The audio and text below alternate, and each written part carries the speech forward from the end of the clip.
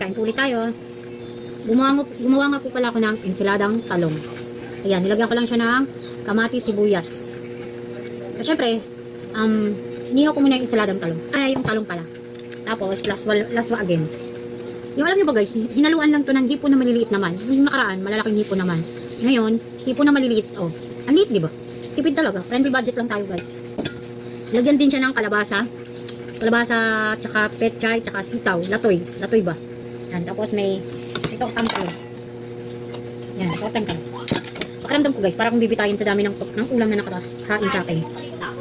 Guys, kain tayo. Kaya lang sobrang anghang naman itong ginawa ko. Hop. Talong. Tortang talong guys. Ngayon pala ako mananghalian, galing ako ng bayan. Sarap. Kaya ang sarap-sarap ng lutong probinsya. Alibasa kasi po, may kasama akong taga-probinsya, kaya ang hinahanap ng ulam, lutong probinsya. Kung ano-ano nilang niluluto, tawagan ng kahit ano. Ito guys, kaya masarap guys. Latoy.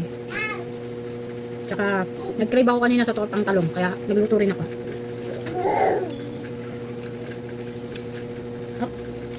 Kaso yung iba, ayaw nila, kasi hindi daw partner. Panchagad. Medyo late na nga lang. Sarap, grabe.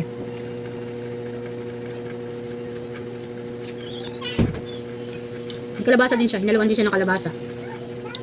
May isa pa nga klase na naluto ang taga-probinsya, yun yung langka na may baboy. Ay, isa rin yun. Napakasarap din nun, guys. Yun ang pinakadabas na natikman kong ulam. Yun lagi ko pinapaluto dito sa kasama ko. Masarap din siya guys, kaya lang naparami ata ilagay ko ng sili.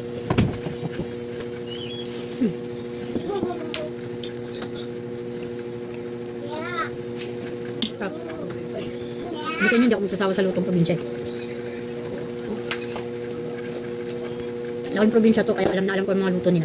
Hindi ko pagpapalitan sa luto ng mga lutong Tagalog. Kaya lang, parang hindi nga siya bagay. Oh, latoy.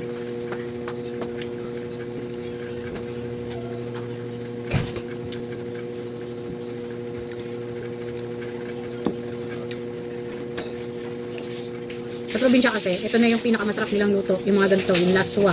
Laswa ba? Ano? Laswa.